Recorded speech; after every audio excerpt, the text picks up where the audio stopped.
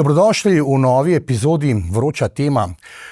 Naš gost v tokratnem podcastu je Andrej Brglez, en najboljših poznavalcev prometa avtomobilske industrije in v zadnjem času bi lahko rekli tudi napredka elektrifikacije prometa na splošno v globalnem smislu. Seveda tudi strokovnjak za prometno varnost, tako da bomo danes začeli v državi, kjer se je vse skupaj začelo z električnimi vozili, natančneje bi lahko rekli kar z baterijo. Kitajska, tukaj vidimo simbolično sliko Šanghaja, ampak Shenzhen, vemo, da je danes meka elektronike, elektronske industrije za ves planet.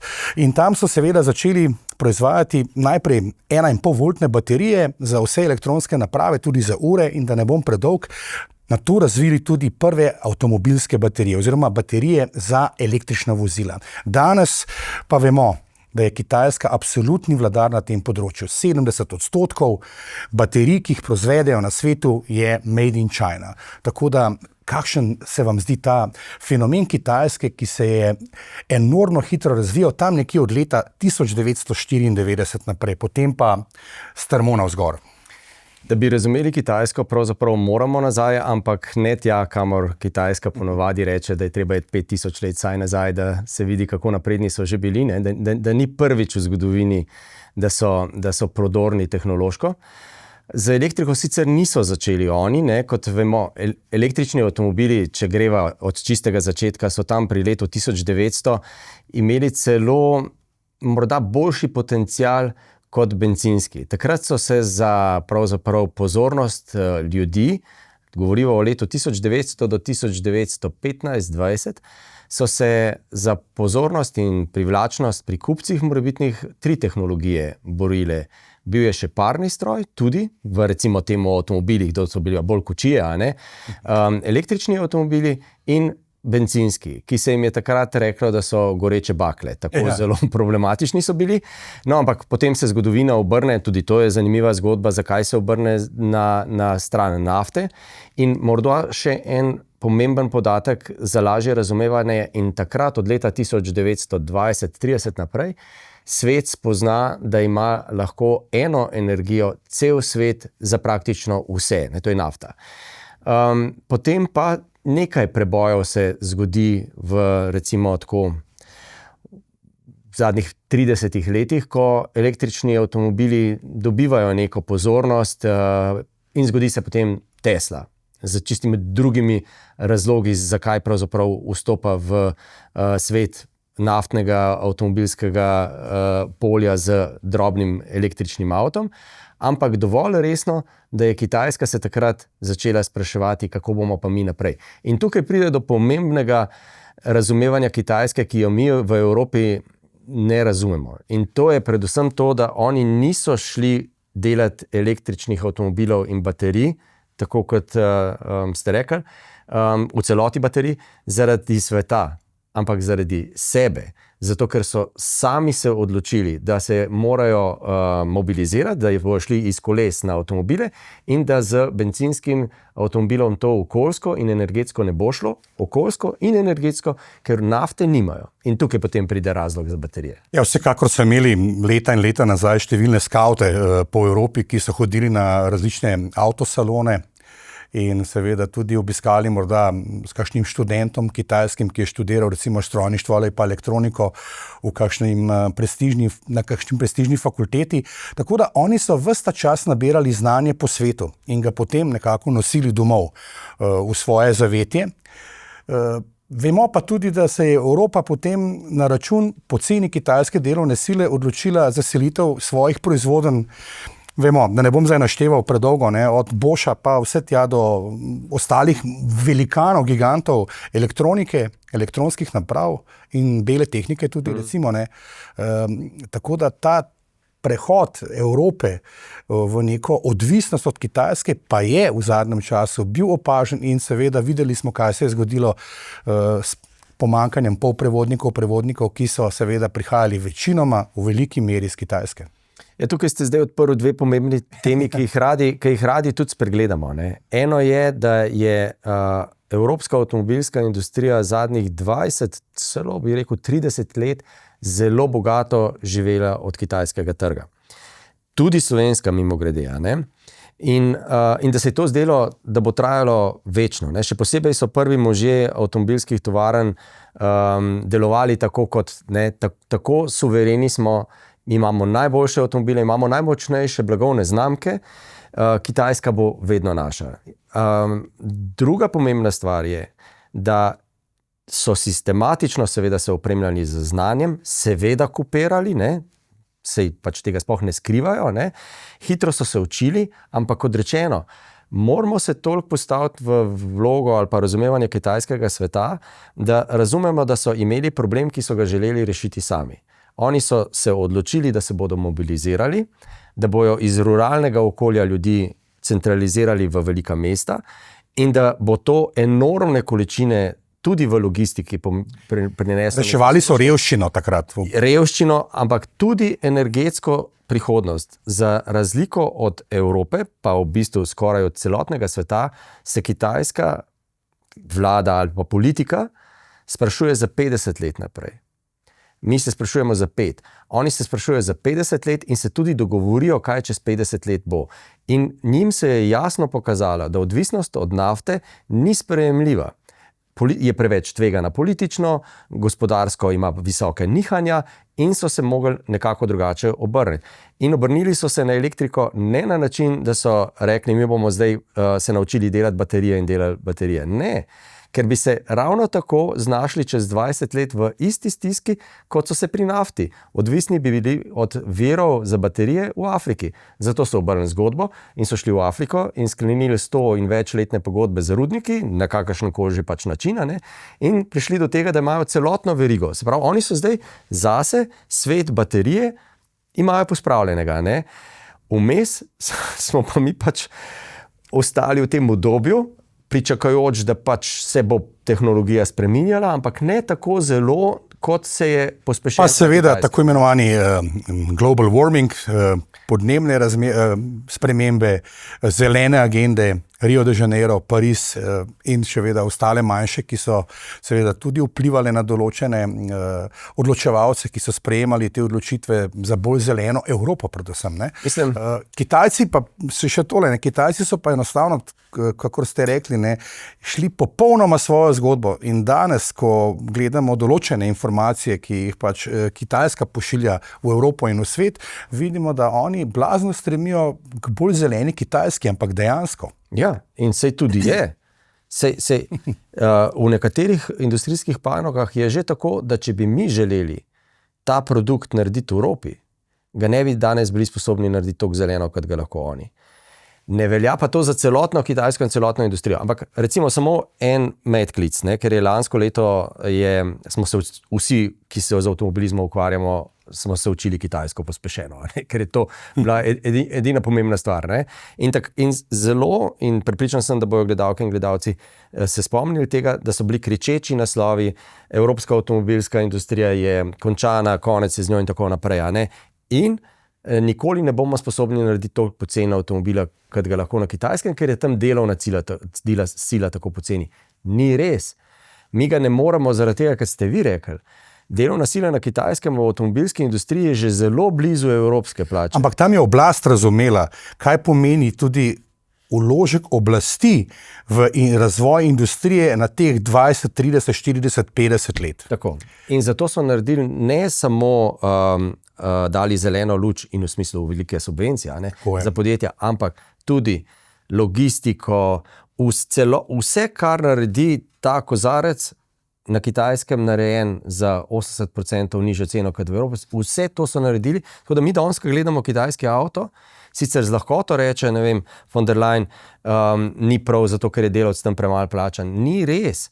Večji problem je, da imajo tam dobavno verigo, elektriko, vodo, transportne poti, že vse maksimizirane na najnižjo možno odlično odtis in ceno. In zdaj seveda mi z 150 let staro industrijo ne moramo konkurirati tej. Zato se moramo na novo iznajti v enih delih, ne več v celoti, v enih delih. Ampak še nekaj pomembnega. Konec lanskega leta se je že popolnoma jasno videlo, da kitajska rast nima odgovora na vse. In avtomobilske znamke na Kitajskem, nekatere so stare nekaj let, zelo redka je pa, mislim, da 1 ali 2 sta pa starejši od 40 let, vse ostalo so stare 20 let. Jih je 100-140 avtomobilskih znamk je na Kitajskem. Lani jih je v Sloveniji bilo 15 kitajskih, na 17-18 tistih, ki jih poznamo. Razumemo razmerja, ne? In ne bodo vsa preživela. Ni šanse. Na Kitajskem umirajo avtomobilske znamke ena za drugo, ker so se začeli izčrpavati ene drugega, ampak politika je posegla noter in je rekla, večje podjetje, tisto, ki ugasne, pač na trgu ni preživelo, iz katerega... Kupuje manjšega. Tako, večje kupuje manjše. In še pomembna stvar, lansko leto v notranjem njihovem kitajskem boju so šle tovarne tako daleč, da recimo nekaterih dobaviteljev niso plačevale redno, in je kitajska vlada takoj rekla, tisti, ki ne bo plačeval dobaviteljev, takoj zapre vrata, potrebujete denar, ni problem, vam damo denar, ampak to se pri nas ne bo delalo. To so posegi, ki jih nikjer na svetu ni možno delati na ta način. Ampak ne smemo pa spet biti prikrajšani za eno realnost, ki jo radi ne vidimo. V Evropi ravno tako pomagamo v avtomobilski industriji. Amerika izdatno pomaga. Vsi se vmešavamo, ali pa vsaka politika, evropska, ameriška, japonska in recimo kitajska, se vmešava v avtomobilski sektor, ker je tako zelo gospodarsko pomemben in zaposluje toliko ljudi in tako naprej. Komu to paše in ko je to treba in na svoj način. Ne? Kitajska pa to počne daleč najbolj sistematično in seveda ne radi ne slišijo, da se jim potem pride iz Evrope pa reče, vi ste državno pomoč dali velikim kitajskim podjetjem. A Evropa je pa ni. A veste, kolikrat smo že pomagali avtomobilski industriji? Mimogrede, tudi v Sloveniji. Ne? Se pravi, tukaj smo mi smo zdaj odprla res zelo široke teme. Širok poligon je to. Ja, ampak velik. Mogoče želim sam povedati, da stvari niso tako, ko bi rekel, enoznačne, da se jih pa da razložiti in spraviti v razumljiv kontekst in da mislim, da moramo Evropejci zelo znati razumeti druge, zato da bomo svoje naslednje korake delali najbolj pameten. Mi smo dovolj drugačni in dovolj močne blagovne znamke imamo in dovolj kapacitete v tehnološkem razvojnem smislu, da se nam ni treba bati. Ne? Moramo pa delati stvari, ki so za nas dobre. Mislim, za nas dobre. Kitajska, ponavljam, je delala zaradi sebe, ne zato, da bo ven avtomobile prodajala. To je bil ta zadnji korak. Ne? In mi moramo razmišljati o Evropi, o nas, kaj je za naš najbolj primerna ekonomsko, okoljsko, varnostno, podatkovno, energetsko rešitev. Ne? Ja, in vse to, kar ste naštevali zdaj, ne, potrebuje pa elektriko.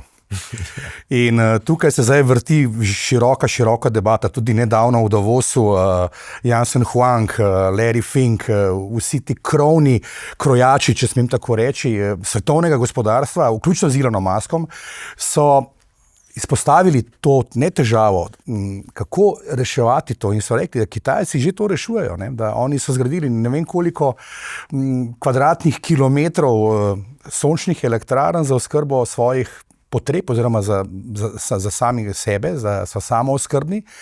Konec koncev bi lahko z elektriko hranili marsikatero največjo evropsko državo. Toliko imajo tega. Ampak kje je zdaj bistvo? Ne? Potem pa, če se greva zdaj malce lotiti, absolutno, recimo pravijo Porsche Killer, ne? Točno temu avtomobilu so dali tako ime, tudi na našem omrežju, na Facebooku recimo pridejo kakšni oboževalci teh avtomobilov, tako da če greva malce o temu fenomenu kitajskih vozil zdaj na naših tleh, pa se potem vrnemo nazaj v Šanghaj ali pa v Shenzhen. Ali pa v Davos. Ali pa v Davos. Ja, mimogrede v Davosu sem jaz več let bil in ga razumem tudi, kako naj rečem, od znotraj, sicer pa ni težko razumeti, tja pridejo vsi igralci govoriti svoje, kako naj rečem, predvsem gospodarske interese. Ne? To, da je Musk zdaj tam govori lepo o kitajski in tako naprej, ima njegov zelo... Ali pa šef Nvidia o mikročipih in še manjših zadevah. Tako, ne? Je promocija, absolutno. Ne? Ja, seveda, jasno. In to grejo tja povedati zato, da se prikupijo pač vlagateljem. Tako, ja. Ampak mogoče nazaj k tem kitajskim, pa še en medklic, ki je mogoče za ravno za vse te, ki se bojo na Facebooku recimo odločali za to, da se postavijo na strani evropske, ne vem, japonske, ameriške, verjetno manj ali kitajske blagovne znamke in tako. Ko bi rekel, da to ne bo preveč dramatično zvenelo, ampak ponavljam, lansko leto je v Sloveniji bilo 15 kitajskih znamk. Napoveduje se še 5-6, da jih pride. Od tega je en BYD, ki je pač recimo, da ga postavil v evropski kontekst, to je Volkswagen. Ta bo zagotovo je njihov največji. Zanimivo je tudi, kako je nastal in kakšne je. Ravno iz te 1,5 voltne baterije. Tako, zato sem to uvodoma dejal. Tako, ne. Ampak hočem reči nekaj drugega, ne. Malo evropskih držav je, ki ima toliko kitajskih avtomobilskih znamk, kot jih imamo mi zdaj. Ne? To je zanimivo. Je kakšna razlaga? Jaz mislim, da jo imam, zaradi tega, ker smo mi smo podjetni, ne? In hitro smo videli v avtomobilih, po mojem, tako kot v drugih kitajskih izdelkih, da se jih pač nekaj pripelje sem, pa se vidi, če bo ratalo, če ne bomo pa zaprli vrata. Jaz sem 100%, da jih 15 ne bo preživelo. Ni teorije. Prvi bojo zapirali verjetno že v letu 2, ampak ne glede na to. Zato, ker pri avtu je malo drugače kot pri sesalcu ali pa ne vem, če prvič ne samo zato, ker je dražje, ampak zato, ker moraš zagotoviti celotno življenjsko obdobje servisiranje. In baterija, je malo naumno razmišljati, da baterija ne potrebuje ali pa baterijski avto nobenega vzdrževanja. Ni res, ga potrebuje, a ne? In tudi varno mora biti in tako naprej. In zato zagotovo nekaj od teh znamk bo v prihodnjih letih zaprlo svoje vrata, ampak nekaj jih bo pa ostalo, zagotovo. In že samo, če jih ostane 4, 5 ali 6, ker toliko pa jih bo, a ne, to pomeni, da za to mizo slovensko, kjer se proda 55, 57, med 50 pa 60 tisoč novih avtomobilov na leto, je ravnkar 6 novih se usedlo. In bojo odžrli drugim toliko pač pogače. In tudi kakšna evropska znamka in tudi kakšna japonska bo iz slovenskega trga se verjetno mogla umakniti. No, pa tudi Šanghaj oziroma Kitajska ni bila vedno tako odprta za tujce v narekovajih, ne, za obisk njihove države. Tako da marsikaj je ostalo očem skrito širši množici, inženirjem, razvojnim firmam in tako naprej, ki niso mogli dostopati recimo do takšnih salonov na Kitajskem, ki pa so seveda bili že takrat zelo bogati in zelo napredni. Tako da tudi tukaj so Kitajci naredili morda en tihi skok naprej in presenetili s kakovostjo, z materiali, z izdelavo, kajti vemo, navajeni smo Slovenci, ne, Volkswagen, nemški stroj, to je mašina, ne, ampak kitajska roba pa ni imela nikoli nekega super dobrega predznaka. Seveda, skrita je bila povsod v naših aparaturah, ampak tista krovni izdelki pa niso veljali za top quality, za vrhunsko kvaliteto. Poglejmo, kako so, ker to, ko ne rečem, to pot, ki jo zdaj delajo kitajske avtomobilske znamke na evropskem trgu in tudi slovenskem, so pred njimi delale japonske znamke. Japonske so stavile drugače. Visoka tehnološka zanesljivost, dostopna cena za boljši izdelek. Ne? Ni šlo lahko, oni so potrebovali 30 let, da so se uveljavili. Ja. In izrazito veliko so tudi klecnili. Vsi, Toyota, Honda, vsi so prišli z izdelki, jih umaknili iz trga, šli domov, se naučili zaradi svojega lastnega ponosa, naredili 100-krat boljši izdelek in prišli na Evropo in počasi rasli. Korejski so že krajši čas potrebovali, Kitajska pa nima časa. Oni bi pa zdaj pa že model poznate, saj ste kupili japonske, ste kupili korejske, no zdaj so pa tukaj še kitajski. Tako da še nekaj je pomembno, vmes smo se tudi mi na to navadili in odprli pač se tudi do pač drugih blagovnih znamk, pa še nekaj drugega se je zgodilo, vsi dobro vemo, da vsi televizori, fotoaparati, ne vem, vse to, ne glede na znamko, vemo, od kje prihaja. Zdaj edina težava še, recimo pri tradicionalnem evropskem in slovenskem kupcu je, da ne bi še imel avtomobila, ki mu ne zna niti prebrati imena, niti znak gor ne razume dobro, niti kaj je. In še bolj kot to, zaupanje v lokalnega prodajalca in lokalnega serviserja. To je najbolj pomembno, ker ti ostaneš s produktom, ki ti ga mora nekdo zagotovo servisirati. Tukaj je naša, če zdaj greva na patriotizem, na Evropo, tukaj je najpomembnejša, sem prepričan, najpomembnejše sidrišče za evropske avtomobilske znamke je na tem, da jih tako dobro poznamo. Mimogrede, danes vse, tudi slovenske, ali pa bi saj morale, znamke evropske vlagajo 3 do 4 krat več napora in denarja v ohranjanje obstoječih kupcev, da jim ne bi pobegnili drugam, kot pa v pridobivanje novih. Ampak nekako, če gledamo to slovensko navajenost na te nemške znamke ali pa francoske, italijanske, neka romantika je tukaj prisotna, še posebej tiste starejše generacije, ki so bile deležne teh novih modelov. Zdaj pa nekako in nas čudi, ko vidimo Porsche je električni. To marsikateremu Evropejcu, sploh pa je nekemu avtozanesenjaku, ne gre skupaj.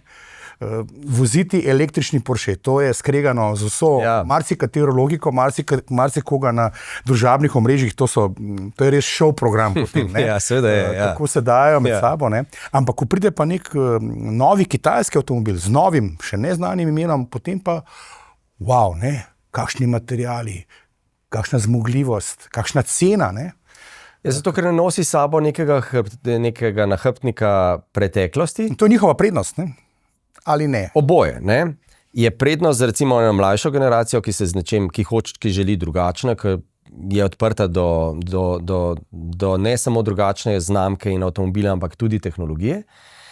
In na drugi strani seveda ni. Oni bi zdajle, veliko kitajskih znamk zdajle kup katerokoli evropsko, samo zato, da si pridobi zaupanje kupcev. Mimogrede, zakaj je avto in avtomobilska industrija pomembna tako v osebnem razumevanju percepcije znamke, kot tudi v političnem. Kadarkoli, lansko leto smo to videli pri Trumpu, je avtomobilska industrija je vedno v prvih vrstah, ko se nacionalna čustva podžiga. Ameriški avto, tukaj narejen s ponosom in tako naprej. To je govoril Trump in govoril, da bo spet vse nazaj ameriško. Pa je pa ugotovil, da Ford F-150, njihov najbolj prodajan že ne vem koliko let pick-up, je v bistvu narejen v Mehiki pa v Kanadi.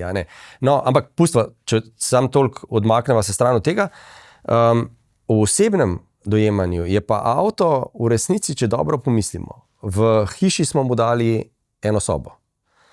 V družinskem albumu ga najdete nekje na prvih straneh, ko se dojenčka pripelje v avto domov, je že slika avtomobila. In ponavadi se konča z zadnjimi slikami iz zadnjega potovanja ali kjerkoli že. In s tem povežemo veliko nekih lepih trenutkov v življenju, pa statusno, pa vse ostalo. Preko avta se zelo jasno nekam postavimo. To so blagovne znamke, so porabile 100 let, zato da so je postavila ena na srednji sloj, ena na višji, ena na dizajnerski, ena na ekološki, kakorkoli že. In to je zdaj, jaz mislim, da to tako hitro ne bomo pozabili, ker v tem hitro spremenjujočem se svetu se človek spreminja najbolj počasi.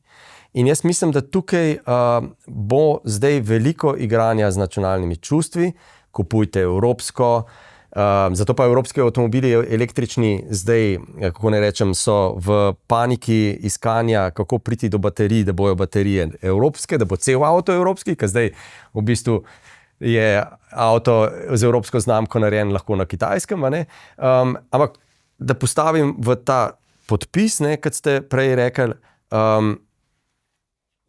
zelo veliko polj je od gospodarskih, političnih in čisto osebnih, zakaj nekatere avtomobile in znamke dojemamo tako. Prihajajo nove, mlajše generacije, ki bodo bolj odprte do teh novih znamk, ampak hkrati pa, in to je za Evropo problem, tako kot ste prej rekli, kako je lahko Porsche električen, zaradi tega, ker še vedno ima večino kupcev iz tradicionalnega polja. Ampak poglejte njihovo stisko. Oni, če želijo nove kupce dobiti in jih loviti na svojo znamko in oni želijo hibride pa elektriko pa tako naprej, morajo tudi en del tega narediti. No, tudi v znamki Porsche bi lahko posebej vdali. Seveda, da ne bomo o SUV-jih in tako naprej širili to temo. Zdaj, ta fenomen teh kitajskih električnih vozil v Sloveniji, kakšne so vaše informacije, kako so pohvaljeni, kako so zadovoljivi, ste imeli upravka že v praksi s kakšno vožnjo, malce daljšo tudi, kakšni so materiali, človek lahko prebere marsikaj. Zato sprašujem vas, ki se le ukvarjate strokovno na tem področju, ta first touch, prvi dotik, prvi občutek. Mislim, večino kitajskih avtomobilskih znamk tukaj sem testiral, nekaj sem jih spoznal tudi na kitajskem. Prvi vtis je, da so na kitajskem so drugačni, ista znamka in avto je lahko drugačen na kitajskem kot tukaj, zato ker veliko funkcij v Evropi ne dela, kot na kitajskem delajo, to je pa posebno druga tema, spet. Ampak v resnici še bolj pomembno od baterij samih. Ampak kar se tiče same, tako, za percepcijo, mislim, da sem mogoče pred 15 leti prvi kitajski avto v Sloveniji testiral, ko se je eno podjetje spraševalo, ali bi ga v Slovenijo zapeljalo ali ne. In je bil seveda tako slab, kot je bila prva Tesla slaba.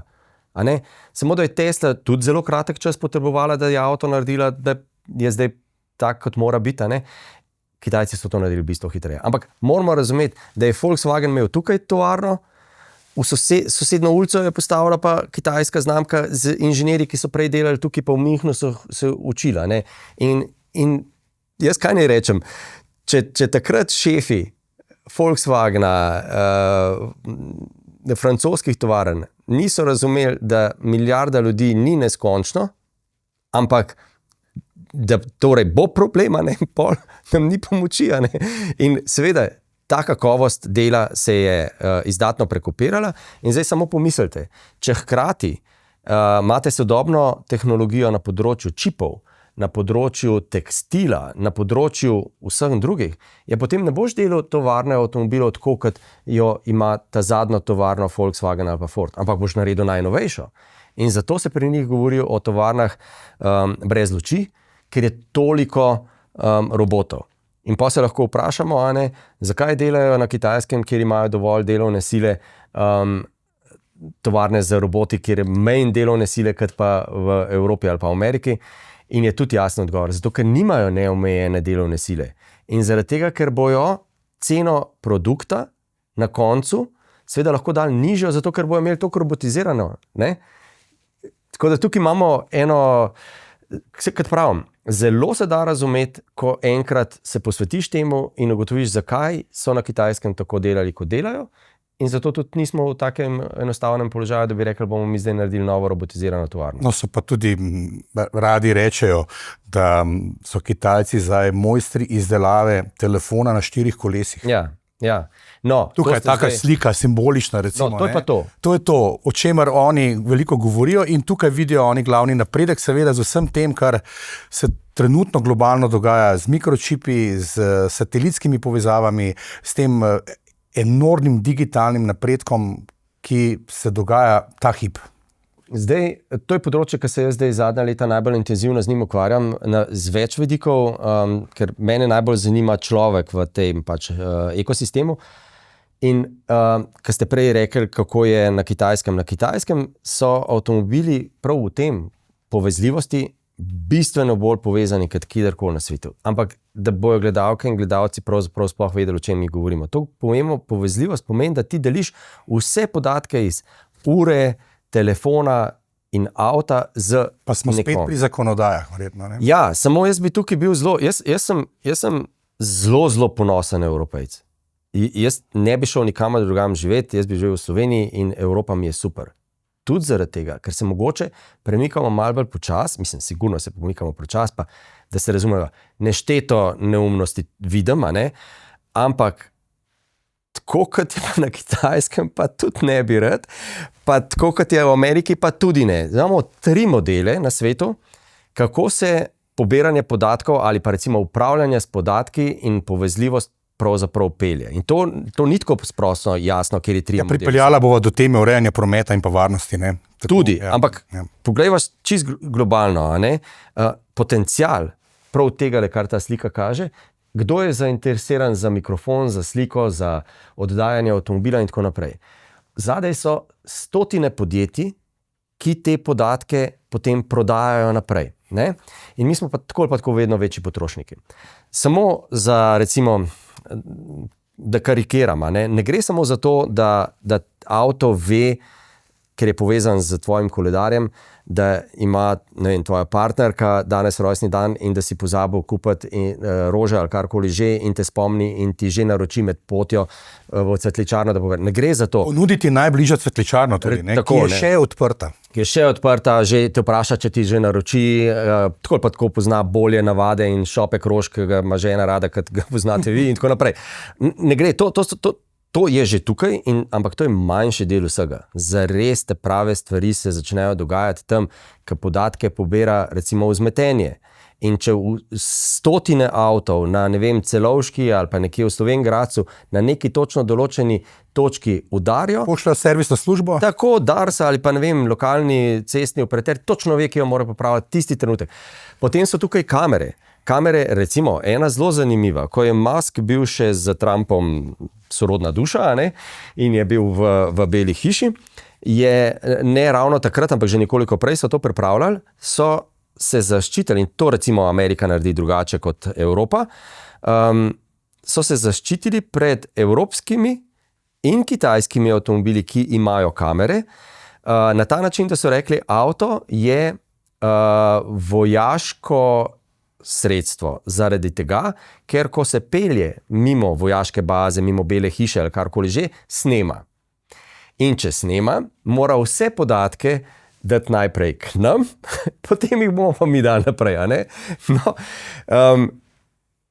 hočem povedati, vse to podatkovje je ena taka ogromna materija za prihodnost. To je bolj pomembno od baterij, od vsega ostalega, zato ker tukaj se bo delala politična, varnostna, ekološka, prometno-varnostna razlika. In zdaj, samo da razumemo čisto, ko bi rekel, osnovo, ker smo jo že spoznali že pri pametnih telefonih. Ta tehnologija nam omogoča, da recimo dosežemo, da bo v prometu mogoče skoraj nič mrtvih, ali pa vsekakor zelo, zelo, zelo malo, seveda pa odpira druga tveganja, a ne? Zelo veliko. In Evropa išče tukaj svojo pot, med pravico do zasebnosti, pa pravico do, ne vem, do kolektivnega, tudi kolektivno poskušamo drugače razumeti. Mimogrede, kolektivno je na Kitajskem sve drugačne. Mi smo vsi skupaj, od dinastije Han naprej, ali pa ne vem, pač kjer, Ming, smo skupaj in vsi veslamo v isto smer, a ne? In se ne sprašujejo, ali je podatkovno zdaj to v redu ali ni. To smo mi pač rekli, ali pa mi, nekdo je rekel, da je zdaj to v redu in to tako. Hočem samo reči, to je polje, ta slika, ali pa recimo mikrofon je tam. Vsi avtomobili poslušajo, kaj mi govorimo. Večina telefonov posluša, kaj mi govorimo. In se ne sprašujemo, kdo to obdeluje. Ja, to so algoritmi, s katerimi pa upravljajo, vemo, največji trgovci, če se smem tako pavšalno izraziti. Ni evropskih še noter, a ne? In tukaj, ko Amerika govori, Evropa, mi smo vaši večni prijatelji in tako naprej, ne govori to iz ljubezni do Evrope, ampak zato, ker je Google tukaj. In Francozi... Tom recimo tudi, ne? No, sej, jaz mislim, da trenutno Evropa pač res smo stavili na neko tradicionalno zavezništvo z Ameriko. Dajva to malce pojasniti, da bodo lažje razumeli, zakaj gre. Ne? Ti vsi veliki zasloni, ne, utipkamo, grem iz točke A do točke B. Ne? In vmes seveda Google ali Tom bo vedel veliko več, kakor ve danes. Ne? O nas samih, o naših nakupnih navadah, morda celo o kupni moči. Ja, pa zdravstvenih, pa vseh ostalih. Bo imel celo našo kartoteko, seveda, odvisno bo, kako daleč bomo mi šli z dovoljeni, do kaj bomo delili in česa ne. Ampak, ker smo potrošniška družba vedno bili in verjamem, da bomo še naprej, ne, bomo tudi marsikaj delili, ne. Tudi piškotki so neka stvar, ampak tema spet za kdaj drugič. Če ostaneva na mobilnosti. Avto bo dejansko izložbeno okno nekako v kabini. Je že. Mi samo pač se s tem nismo do zdaj ukvarjali, zato je pa to zame tako zanimivo, ker je šlo to kar mimo. Prehitela nas je tehnologija. Ampak v mobilnosti, pravim, v mobilnosti je tako, da je možno doseči skrajševalne zastojev, krajše potovalne čase, bistveno večjo varnost prav z temi podatki. Tukaj ti ne rabiš zgraditi, ni treba zgraditi novih cestnih odsekov spremeniti, ne vem, milijarde metati noter, čaka desetletja, da se nekaj spremeni. Ni možno rešiti vsega, ampak najbolj akutne stvari lahko izdatno izboljšaš prav z upravljanjem s podatki. In zdaj, mi ne upravljamo z njimi, Evropa ne upravlja z njimi, mi jih samo gledamo. A ne? Google jih ima in deloma z njimi upravlja. In ravno zdaj, ko je postala ta napetost med Ameriko in Evropo vedno večja, jaz vam zdaj le povem. Ampak tudi to se da v benzinskem agregatu enako delati. Ne, to ni povezano z elektriko.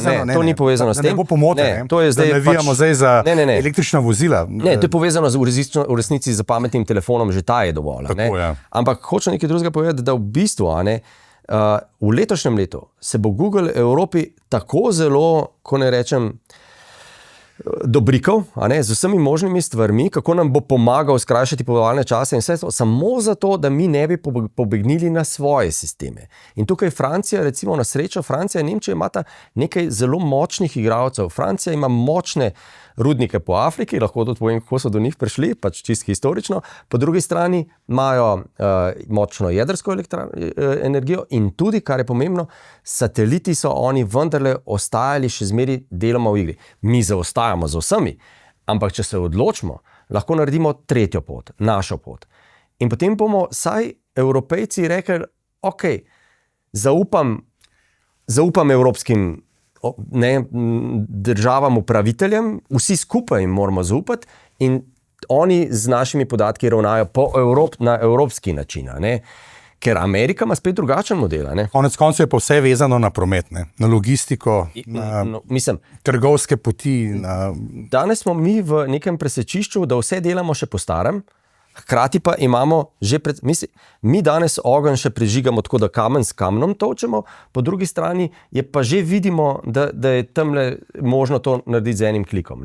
Vse velike korporacije, tiste največje na svetu, te podatke že sprida uporabljajo.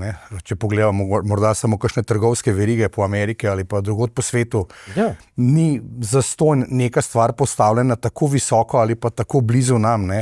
To je vse preračunano na podlagi kar globoke matematike in pa seveda števila nakupov. Ampak ostajava na 4 kolesih. Ampak 4 kolesi imajo v novih avtomobilih mikrofone, kamere, ne kamere ven, kamere v avto, da gledajo, kdo se vozi in tako naprej. Tako da avto pobira nešteto podatkov in to moramo vedeti. Ampak so se avtomobili glede na čas, ki je hitro tekel, kako so se oni spreminjali, izboljševali, pa tudi enormno podražili. Če pogledamo, koliko so stali avtomobili v nekdanjih tolarjih, pa danes, če gledamo cene v evrih, bolje, da ne računamo. Pa če pogledamo tiste modele srednjega ali pa višjega srednjega razreda, je to razlika kar precejšna. Tako da želim malce zapeljati ta pogovor v kontekst cene evropskih znamk, pa potem cene zdaj teh kitajskih, kaj nudijo in kaj dobiš recimo za 40, 50 ali pa recimo za 60 tisoč evrov. To se za marsikoga sliši ogromen denar, tako da raje vozijo kakšnega starega Audija, takega, ali pa Golfa. Kitajske avtomobilske znamke bodo in so že nekoliko znižale cene. Rast cene avtomobilov v zadnjih nekaj let je bila ekstremna in je neverjetno, kako uigrani so bili pri tem dvigovanju. Vsaka naprava, ki so jo v avto dali, je izdatno dvignila ceno. Neverjetno, koliko smo ljudje še prožni, koliko daleč lahko gremo. Je sicer res, recimo še nekaj, kar mogoče bo zanimivo za gledalke in gledalce. Včasih je tovarna imela največ dobička pri velikih avtomobilih, ker v bistvu niso toliko dražji, kolikor se za njih da več iztržiti. Pri električnih avtomobilih pa ni tako. Pri električnih avtomobilih pa večja baterija ne pomeni in večji avto ne pomeni, da bo avto zdaj toliko dražji. Ne gre skozi. In z elektriko se je pa vse skupaj začelo vrteti drugače. Dobro, na začetku seveda so to za tiste, ki so prvi navdušenci in so cene lahko astronomno visoke.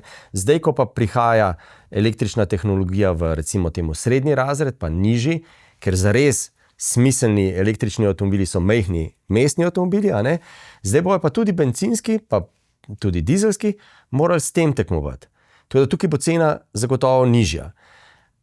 Je pa treba tudi vedeti, no, da v avtomobilih je res veliko več tehnologije, kot je bilo včasih, in da ta seveda nastaja spet kje. In smo tam. Smo na Kitajskem. No, še ena pomembna stvar, recimo kitajske blagovne znamke, večina izmed njih imajo pravzaprav pri sebi kar vso proizvodnjo. Medtem, ko recimo en Stellantis ali pa neka druga evropska velika veriga je zadnja leta delala tako, da je pri sebi naredila manjši del. Je 60-70% šlo ven, ne? In zato se vse tudi težko. Ampak to je bil sistem, ki je deloval pač 50 let, ne? Zdaj se je pa prekinil in mi te vertikale nimamo več in jo je treba na novo sestaviti. In evropska avtomobilska industrija tudi slučajno ni tako boga, kot se zdi. Samo je pa dobila lansko leto udarc iz Amerike, je dobila udarc kar doma iz Evrope, s tem, da je treba tako iti na elektriko, in seveda je dobila udarc iz Kitajske. Med dvema ognjema nekako. Med tremi, ne? Tremi, da, pa še surova nafta. Ja, recimo, pa še to, ne? Tako da to pa je malo prehuda. Ne? Pa še nekaj treba vedeti v tem evropskem kontekstu, da bomo mi med sabo, mi v Evropi se bolje razumeli. Ne? Ko je Evropa rekla, zdaj pa elektrika 2,35 in tako naprej, so nemški proizvajalci to razumeli tako, kot se pač razume. Ok, res ni treba, res se ne strinjamo, vse je narobe, ampak zdaj, če smo rekli, da tečemo tja, pol mi tečemo tja. Drugi malo tako, ne? Francija malo po svoje, Italija malo po svoje, vsak malo po svoje, a ne? In ko se je pol rekli 2,35, v resnici ni čisto, kot smo mislili, bo malo drugače, so Nemci seveda rekli, pa kaj nam delate, a ne? To ni dobro, ne? Dajmo se nekaj odločiti. In tudi za avtomobilsko industrijo, jaz sem zdaj že vsaj 30 let v stiku tudi za industrijo, pa z razvojniki, je razumljivo, ne bojijo se evropske blagovne znamke, naši tehnologi, inženirji, se ne bojijo kitajskih ali pa japonskih, ker je tekma med njimi vsak dan neizprosna, ampak kar pa si želijo, pa je samo, da se ve, kam gremo. In tukaj prideva pa do, mislim, da najbolj pomembne mogoče teme v tem trenutku za vse nas, da ni več ene energije za cel svet, na nafto pozabimo v tem smislu, da bo za cel svet in da se vsak rešuje po svoje. Kitajska se rešuje z vsemi energijami, za nafto, z elektriko, z vodikom, z čisto vsemi energeti, tudi z plinom, ne? Mimogrede, plin za Evropo nekaj časa je veljalo, da bojo plinski avtomobili v Evropi prihodnost. In plina nimamo daleč, ne? Samo je pač v eni od držav, ki nam zdaj ni blizu. A ne? Japonska ima enak problem. Japonska se mora energetsko najti po svojem, zato oni veliko delajo na vodiku, recimo. Amerika, vidimo, kako še trenutno živi, ne? Amerika živi že v zadnjih pač 200 letih, a ne? In če kaj zmanjka nafte, jo gre Nemčija je pa 3 jedrske elektrarne, recimo, porušila. Ja, ampak Evropa bo pa zdaj mogla reči, ok, nafta ni za nas, elektrike nimamo, nekaj moramo najti svojo pot, a ne? Tako kot jo je našla Kitajska. Gledati 50 let naprej, no.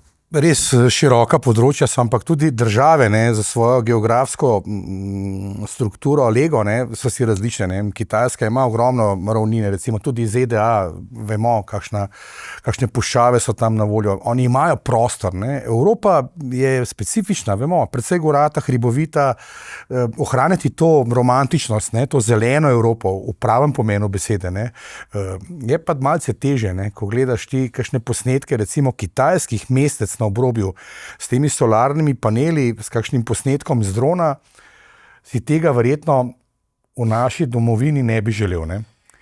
Zgolj iz nekega estetskega vidika. Razumem. Okoljski je pa lahko precej drugačen. Ja, sej. Ampak jaz mislim, da tudi ko gledamo Kitajsko, vidimo njihove najlepše posnetke. A ne? Jaz sem lansko leto kar nekaj časa tam na različnih tudi teh področjih, ki jih danes se dotikava, jih spoznaval, kolikor mi je bilo pač odprto in dano, a ne? Vse stvari pač niso enako dostopne, a ne? Ampak moramo vedeti, da dobivamo najlepšo podobo, najbolj razvite, najbolj čiste Kitajske. A ne? Kitajska pač večja in ima zelo veliko pri sebi za narediti, ampak oni se s sabo ukvarjajo. Mi smo v drugačnem položaju. Mi štartamo iz tega, pa še nekaj je. Pri nas imamo v Evropi, mislim, da 700 ali pa 750, 30 avtomobilov na 1000 prebivalcev. v Afriki jih je 20-30 na tisoč, na Kitajskem jih je mogoče zdaj že blizu 100 in oni so sledilci. Oni si želijo priti do 700 avtomobilov na 1000 prebivalcev. Ne? Mi smo pa edini na svetu, ki razmišljamo o tem, da mogoče ne bi imeli 1000 avtov na 1000 prebivalcev. Mimo grede v Sloveniji imamo 1.200.000 avtov na 2 milijona prebivalcev. Ja. Tako da mi smo prvi, ki smo rekli, mogoče pa to ni najbolj ta prava stvar. Ampak preden bi jaz to, ker to so vse zelo težke debate, ker seveda potem vsak normalen človek reče, ok, v redu, ne bom imel avta, ampak ne bi pa rad bil zdaj odrezan od vsega, rad bi imel enako varnost, dostopnost in vse to ostalo, kar imamo. Mimogrede, to spet ni povsod po svetu, da bi človek lahko se kar samo sedel v avto in šel prosto kamorkoli. Hočem samo to reči, da jaz kličem k nekemu takmu razumu, da najpomembnejša stvar, ki se je mi lahko od Kitajske po mojem naučijo, ni to, da gremo kopirati, kako zdaj oni delajo električne avtomobile. To moramo tako pa tako narediti. Pa software moramo pokrasti vse, kar lahko ukrademo. Ampak, prekopiramo. No, ampak bolj pomembno je, da se naučimo razmišljati kot oni. To je naš dom, Evropa. Kaj je naš cilj čez 50 let? Kako bomo do tja prišli? Ne za moje otroke, za njihove vnuke. O tem govorim. To je potem cilj tudi vladajočih struktur, ki seveda operirajo. Vseh v 50 letih. Z večino. Ja, ampak kitajska politična struktura dela tako, da vedno je za Xi Jinpingom je že predviden njegov naslednik. In potem za njim že njegov naslednik. Pač to je nek model. Jaz ne bi se zdaj, ker to ni moje področje, da na politiko spravo je to dobro ali ni dobro. Ampak Evropa, ne pozabimo, smo tehnološko ne moramo reči, smo najbolj, danes ni več najbolj napredni, pač še vedno smo tehnološko konkurenčni, zmanjka nam ogromno stvari, imamo neko posebno svobodo vsega, mimogrede, poglejmo Ameriko, ki je, verjetno imamo največjo neko tako demokratičnost in svobodo gibanja, govorim, ne zahajam v politiko, ampak mobilnosti kot take. Cel svet ni tako mobilen. Prvič, ne morejo vsi ljudje, od najbolj revnih do najbolj bogatih, toliko svobodno pa toliko dostopno biti mobilni, kot je to pri nas. In dajmo to poskušati ohraniti in pretvoriti v neko novo obliko, ampak zato se moramo pa zmeniti. Mi pa bi zdaj enkrat malo to, enkrat malo sem, malo bi tekel levo in desno in to ni dobro ne za industrijo, ne za nas državljane, ker pa nikoli točno ne vem.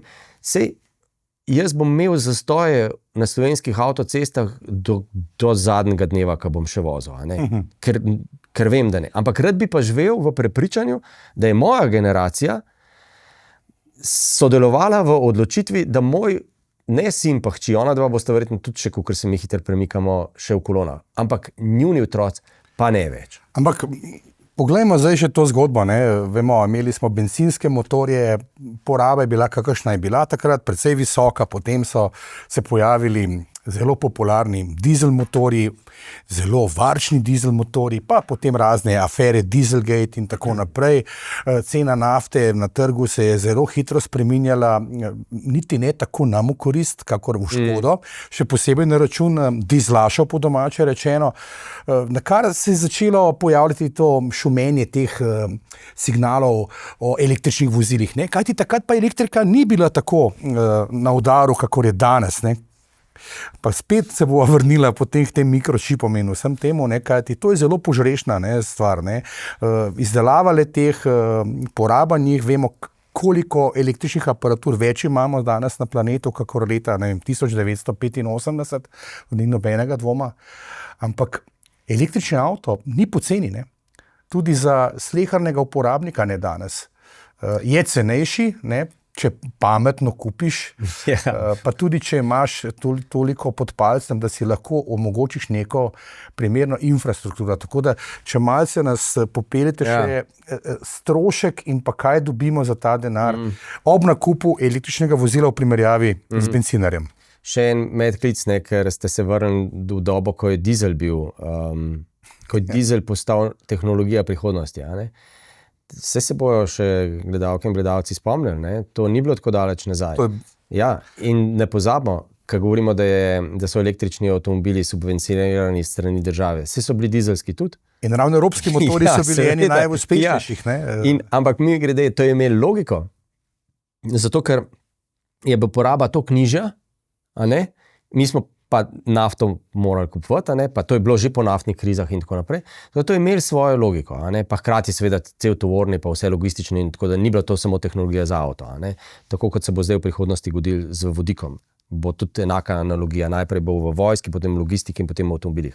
Ampak strošek je pa tako, da danes sicer velja, ampak ne smemo gledati današnjih električnih avtomobilov, ker ti so vsi še predragi in ta cena bo padla. Zaradi kitajskih, za njihove tehnologije, postopoma prihaja tudi drugačna tehnologija, bo možno tudi cenejša izdelava, zaradi masovne produkcije, tako da bo nižja cena, ampak bolj pomembna, ko ne rečem, če smo malo vizionarska, pa ne za desetletja naprej, je, da skupaj z električnimi avtomobili bo tudi v Slovenijo, sicer bolj počasi, ker smo malo bolj tradicionalni, prihajala nova paradigma. Ti boš pogledal, koliko me stane avto bencinski, enak recimo, bencinski, dizelski, hibridni pa električen. Recimo, mogoče lahko celo znotraj iste znamke, mogoče lahko celo isti model, čeprav je to potratno za tovarno, da dela en model v tolikih. In potem boš šel računati in to praviloma Slovenci ne naredimo, mimogrede. Mi smo znani potem, da gremo kupiti avto in tam se stepemo za popuste, gremo pa pogledati, koliko nas avto na mesec stane. No, hočem samo to reči. In da tukaj bo potem prišlo do tega, da bo po mojem, če bojo proizvajalci hoteli, če bojo imeli raznolike tehnologije znotraj, da bojo mogli prodati avto za približen isti mesečni znesek. Celote, servisa, zavarovanja in energija, seveda ni njihov del, ampak pri energiji bojo mogli pač malo gledati. Tukaj pa smo malce mi v minusu, v primerjavi, če gledamo spet na Kitajsko. Kaj ti Kitajci proizvedejo toliko električne energije, da seveda oni zdaj bodo z veseljem kupovali tudi bistveno cenejše električne vozila, kakor Evropejci. Mislim, z veseljem. Tudi elektrika, če bo njihova vlada rekla, poceni mora biti, da se vsi vozijo, bo tudi to tako. Ja, Kitajska dela isto, kot je delala Evropa z dizlom in dela z elektriko, ampak da to počnejo tam tako, da reče, če boš kupil bencinski avto, moraš ne malo dražji plačati, moraš plačati že davkov več, vsega, toliko več, da ni zdaj, a greš ti z veseljem kupiti električnega, ampak je to edini, ki ga lahko greš kupiti. Razen, če pač nimaš toliko denarja. Pri nas se nikoli ni tako rigorozno posegali v to.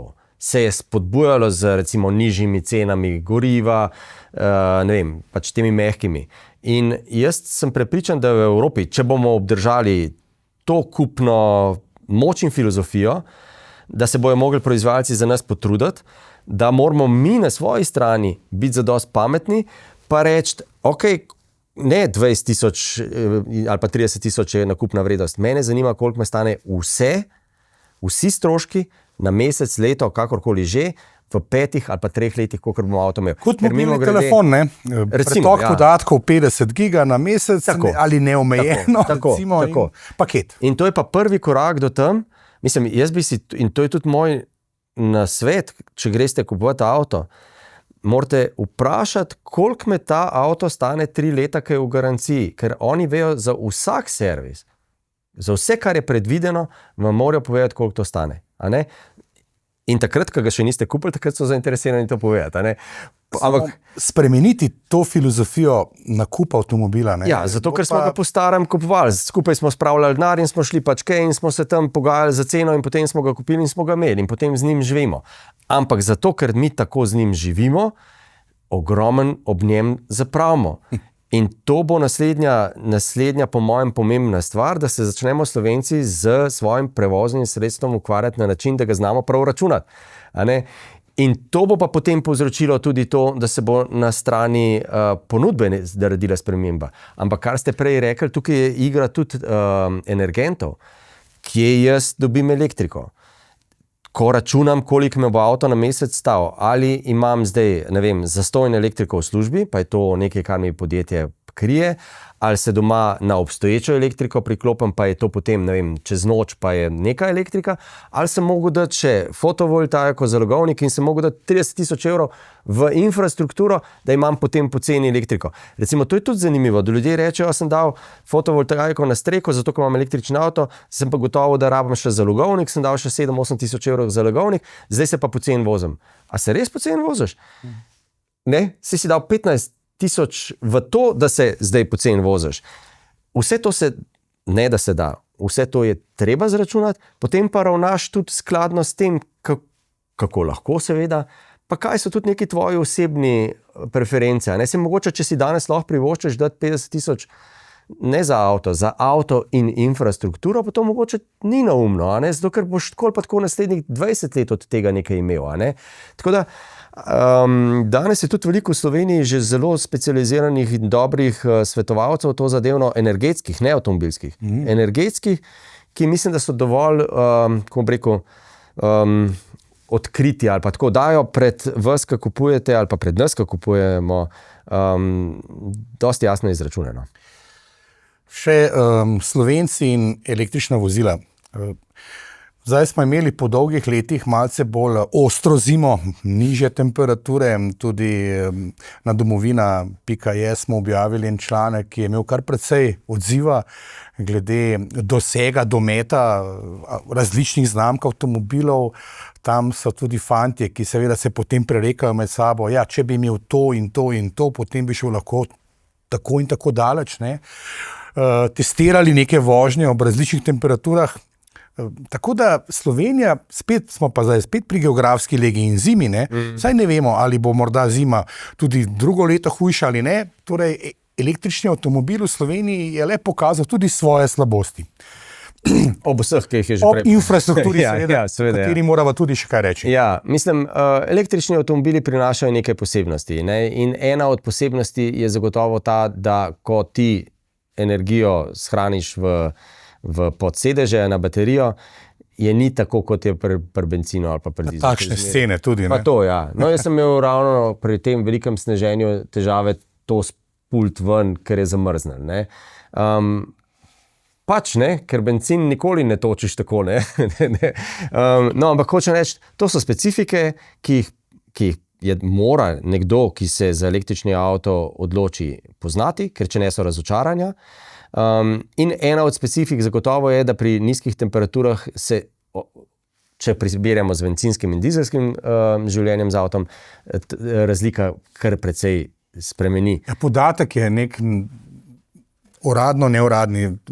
To sem pobrskal pri eni nemški spletni strani, ki je svetovno znana, da ne bom delal preveč reklame, da pri temperaturah okoli -7 stopinj Celzija električna vozila v povprečju izgubijo od 20 do 35% dosega.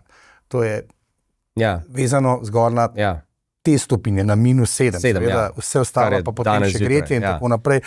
To je precej zakomplicirana matematika. To, ko sem se lotil teh izračunov, pa pozabil si to, pa pomisliti mogo na to, pa toplotna črpalka, tako da vi, ki testirate to, najbolje veste, kako je s tem. Mislim, iz prakse povem. To so pač razlike, a ne, ko prideš, recimo zvečer sem pustil avto z nekimi odstotki baterija, ne, in zjutraj sem se samo usedel vanga, pa neko predgretje sem dal, seveda jasno, ne, pa gretje, baterija je sama sebe ohranjala na temperaturi, kar pomeni, da je čez noč porabila nekaj elektrike in ko sem se usedel v avto, je bilo tako občutno manj, kot ko sem zvečer zaprl. In to seveda nisi navajen. Ne? Ti si navajen, da si avto zaklenil in je imel polovico nafte ali pa benzina noter in ko priješ zjutraj, imaš zmeri toliko. Ja, to zdaj ni tako, ampak tako to pač preprosto je. Mi moramo vedeti, koliko kilometrov na dan. Takole so pač potem pošiljali fotografije, displejev oziroma zaslonov z kilovatih porabe na uro na 100 kilometrov in seveda se prerekali. No, ampak ta ima za 19,1 kWh na 100 kilometrov.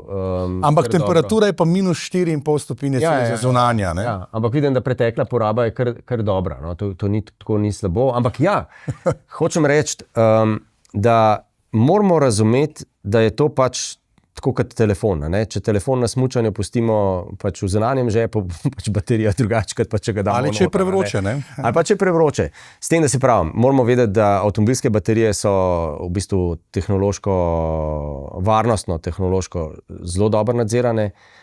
Lansko leto smo ravno zato, da bi nekaj teh mitov, ki so se v javnosti naredili, da se električni avtomobili radi vžigajo, smo zažgali en električni avto, tako pred mediji, da smo tudi razložili, da v Sloveniji gasilci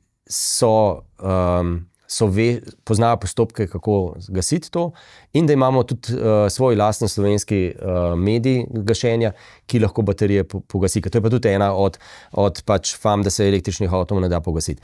In tako da te specifike so, in ko se nekdo odloča za električni avto, mora pač upoštevati to, da tisto, kar piše, da je doseg, realno ni doseg. Mi smo vedeli, da tudi recimo, če si šel kupiti bencinski avto, pa je tam pisalo, da bo poprečil 6,6 litra na 100 km po pač normnem krogu, da to v resnici nikoli ne bomo videli. Ampak še vedno smo se lahko peljali 800 km, a ne? Ali pa, če smo ne vem, kakšno je nekaj vlekli, pa je bilo pač nekaj manj. Ne? Tukaj je pa ta razlika večja. Je vreme bolj vpliva, hitrost, avtocesta je sila problematična bistveno več energije porabi. Medtem ko se je pa mestna vožnja ali pa recimo primestna vožnja, je pa čudovita za električni avto. Dostikrat slišim tudi komentarje, da recimo lastniki električnih vozil ne vozijo po desnem pasu, tam kjer kamioni, 90-100 km/h, ne, imajo pa pod pokrovom 600 ali 500 ali 350 konjskih sil. To spet nekim, bom rekel, laičnim poznavalcem ni najbolj všeč. Ne? Kaj si kupuješ takšen avto, ne toliko kavalov, kot radi rečejo Italijani, ne? Pa potem kot penzionist, recimo, ne? Ko se vrača v vročini na morje, voziš pod omejitvami, ne? Krepko. Ja, na Krk mora prijeti. Ja, to je, mislim, zakaj so električni avtomobili tako tudi recimo na YouTubeu ali pa tisti, ki so bolj avtomobilsko zanesenjaki, res tega lahko veliko najdejo na spletu, da so pospeški tako izjemni pa tako naprej. Ne? To je treba razumeti, zakaj. Zaradi tega, ker elektrika je bila povezana z prav počasno vožnjo, z nobeno pravo tradicionalno avtomobilsko strastjo. A ne?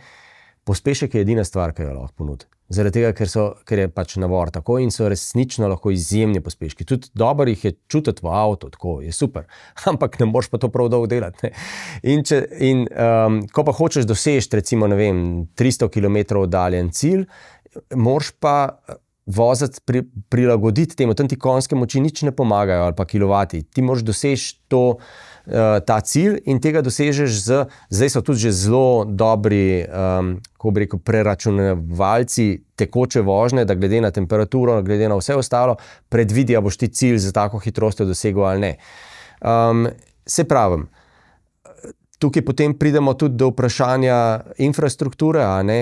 Ker več, ko bo električnih avtomobilov, pa bojo recimo migracije poletne, a ne, sej mi na slovenskem avtocestnem križu ne rabimo na stotine hitrih električnih polnilnih postaj 365 dni. Rabimo jih julija, avgusta, takrat, ko bojo vsi iz Nemčije z električnimi avtomobili se peljali na Hrvaško, a ne. A je smiselno to vse delati, zato da bomo za tiste 2 meseca? To so vprašanja, o katerih sem prej rekel, da je treba razmišljati za 50 let. Ravno ta infrastruktura me tudi zanima, ne? Teh super hitrih polnilnic, ki seveda niso povsod na voljo. Ja. Ne? In tudi tukaj je Evropa nekako še v razvoju. Nemčija in pa Nizozemska naj bi bojda bili tisti najbolj napredni, kar se tega tiče, kajti imata poleg Norveške tudi največ električnih vozil registriranih, tako da je kar zakomplicirana ta zgodba. Zelo. Vedno bolj, ko razmišljam, tudi sam, si rečem, ni to tako enostavno. Ne? Zelo kompleksna. Vsi smo primerjavi z klasičnimi pumpami. Ne? Ja, mislim, takole na kavi v družbi smo vsi lahko pač strokovnjaki za vse. Ampak recimo Eles ima vrhunske strokovnjake, ki že dolgo časa govorijo, ni tako enostaven. Smo tukaj, bomo rešvali, vse bomo naredili, ampak res ni tako enostaven. Ampak če greva iz tega polja na kar nas uporabnike. Mi smo navajeni jeti kje na bencinsko in v 3 minutah pač to napolniti in pač živeti potem, ne vem, 14 dni, 1 mesec, 2 meseca, koliko pač tu voziš. In to je tisto, to je, ko bi rekel, letvica, ki jo naslednja tehnologija mora doseči. Pa še mora biti varna, pa bolj ekološka, pa dostopna in vse to. Vse to mora biti, se pravi, mi ne bomo presedlali na drugo tehnologijo, če nam ne ponuja tako dobrih rešitev, udobja, varnosti in tako naprej in cenovno, kot jo imamo zdaj. In to je tisto, kar jaz tudi pri evropskih poslancih ves čas pogrešam. To, kar sem zdaj povedal, to vsi vemo. Ampak to je meni izhodišče. Ljudje smo pač taki. Jaz se bom odpovedal svojemu udobju in vsemu ostalemu takrat, ko bom toliko stisnen, da ne bom imel druge možnosti. Sicer pa ne. In mi za 1,2 milijona osebnih avtomobilov, bolj ali manj gnanih na bencin in nafto, za nas mora biti nova tehnologija tako dobra, kot je ta, ali boljša. In elektrika bo zagotovo za 1,2 milijona avtomobilov, za en del bo zagotovo odnesla in je super smiselen. Majhni mestni avtomobili z dometom 200 km, mogoče 300, več kot dovolj. Slovenci jih naredi 17-25 na dan kilometrov, poprečno, ali pa tle smo nekje. Se pravi, za marsikoga je lahko to zamenjava za drugi ali tretji avto v družini, zagotovo brez vseh problemov. Ko gremo pa v drugačne strukture, med tiste, ki vsak dan naredijo veliko več kilometrov, tako naprej, bo treba pa druge najti rešitve. Danes težko za fosilno gorivo najdemo dobro alternativo. Čez 50 let jo pa moramo imeti. A je to vodik? Zagotovo v enem delu. A je to plin? Jaz mislim, da se bo plin vrnil. Bolj, ko se bomo oddaljevali od Amerike in bolj, ko se bomo približevali Rusiji, bliže bomo plinu. Vmes bomo zagotovo delali na vodiku. Evropa in Japonska sta v bistvu ujetnici tega, da vodik, kljub vsem težavam, ki jih vodik ima, energetskih, varnostnih in vse ostalo, je za nas in za Japonsko, kako ne rečem, ni jagodni izbor, ki ni najboljši, ampak je najbolj logičen. In to nam že veliko pove, da NATO trenutno v razvoj vodika, tudi v Sloveniji, ogromno denarja vlaga, zato ker bi rad že vojaško industrijo, tanke in vse ostalo začel na vodik počasi prestavljati. Ko bo enkrat v vojska, bo šlo na logistiko, ko bo na logistiko pride na osebne avtomobile. V enem delu, spet ne za vse, ker vodik nima smisla imeti za recimo mestne avtomobile. Vodik ima smisel za avtomobile, ki jih rabiš na 1000 km. Kar mimo grede 1000 km v mojem razumevanju Evrope čez 50 let, ti ne boš za avtom 1000 km delal več. Ne sme biti ta opcija ne sme biti dana. Ti maksimalno do 500 km je z avtom. Vse ostalo mora biti drugo. Ja, se države že delajo, recimo Italija, Francija, te povezave z vlaki, želijo seveda marsikaterega turista s tem prepričati, tudi z ugodnejšimi vozovnicami oziroma cenami kart, dostopnosti raznih tistih velemest, ki so najbolj obiskana. Ampak mimo grede, ne vem, če to splošno znano, ko govorimo o kitajskih pa hitrih vlakih, pa tako, Evropa ima načrt. Od Nordkapa, ali pa pač od severa do juga, vzhoda, zahoda, da se naredi ta železniška pač povezava hitrih železnic. Če nam to uspe, lahko veliko tega naredimo, ker to pomeni pa boljšo alternativo zame. Če grem jaz na koncert na Dunaj, v tem primeru ne bom izbral avtomobila, ker nima nobene logike več. Ja, pa še javni prevozi, avtobusi, spet skok nazaj v Šanghaj, takrat je njihov največji proizvajalec proizvedel 15,000 mestnih avtobusov, ki se seveda polnijo na elektriko in res nenadoma opazili, da Šanghaj ni več tako v smogu. Ja. Tukaj pa je ta zelena agenda, ki se Kitajci grejo kar dobro. Tako da čist zrak, več gibanja, več na kolesu, vidimo, tudi na telefonih imamo indekse, danes pa ni primerno za jogging ali pa za na kolo. Mladi to spremljajo, starejši smo nekako, ostanemo doma, pa rečemo, ne grem ven, zavohaš, mogoče, ampak zrak. Mislim, jaz sem kar nekaj kitajskih mest lansko leto obiskal in jih vidim v tej perspektivi, tudi radi se pohvalijo, pokažejo slike, kako je bilo recimo še pred nekaj leti, pa kako je danes, in pa si znaš predstavljati, da bi tako lahko bilo tudi v Mariboru, Celju, Ljubljani, kjerkoli že. Vemo vsi, da bi lahko bilo, ne? Samo, kad rečeno, jaz mislim, da niti ni stvar v tem, a mi danes investiramo in kupimo te iste avtobuse od njih, ker pač sami jih nimamo, ne? Odločiti se moramo. Gre za model, kaj se lahko spremeni, ne? Ogromno se lahko spremeni. Če greva samo korak naprej, v teh mestih izdatno eksperimentirajo že z avtonomno vožnjo, ne? Avtonomna vožnja je nekaj, kar je pred vrati. V Sloveniji se s tem resno ukvarjamo, kar nekaj nas je, ki se s tem resno ukvarjamo, eni na tehnološkem, eni na bolj zakonodajnem, tukaj sem jaz zakonodajno, plus to, kako bo to, kakšne percepcije bo to imele pri ljudeh. Ti avtomobili bojo jutri tukaj. Mi se moramo odločiti, kakšen potencial temu damo. A je to za nas zanimivo, ali ni? A so avtonomni dostavniki, recimo, zanimivi ali niso? To se vse da zračunati. Pošta Slovenije ima vsak dan, mislim, da 100 in več primanjkljaja dostavljavcev. A to torej pomeni, da lahko en del tega, kar danes oni ne morejo raznesti z obstoječo strukturo raznašalcev, pa da recimo ni nujno treba za to poceni delovno silo iz drugega konca sveta pripeljati sem, zato da bo delala neka osnovna dela, in še tukaj jih bomo stiskali potem in z bivalnimi pogoji življenja in za ceno, a ne? Je mogoče lahko nova tehnologija odgovor? V enem delu zagotovo je, ampak jo moramo jo razumeti, moramo njena tveganja razumeti, moramo odgovoriti na ta tveganja, moramo skomunicirati, da bomo ljudje, ki bomo prve robote, pa jaz ne govorim tukaj o mobilnosti samo o dostavalnih avtomobilih, pa o avtomobilih kot takih. Jaz sem že tudi kar nekaj avtomobilov avtonomnih preizkusil, ampak ne govorim samo o tem. Jaz govorim tudi o humanoidih. Humanoidi so na Kitajskem ravno tako že neke funkcije odpravljajo. On bo šel za nekoga nekaj iskati in ko stopi na cesto, je zame zanimiv, ker je ravnokar v prometu. Tako kot je nekdo z skirojem, brez označenega skiroja, naredil neko nesrečo. Jo bo naredil humanoid. Od koga je? Kakšna je njegova registracija? Kdo bo odgovarjal? In tako naprej. To so vse stvari, ki jih moramo mi danes nujno začeti odgovarjati in to ni zdaj raketna znanost.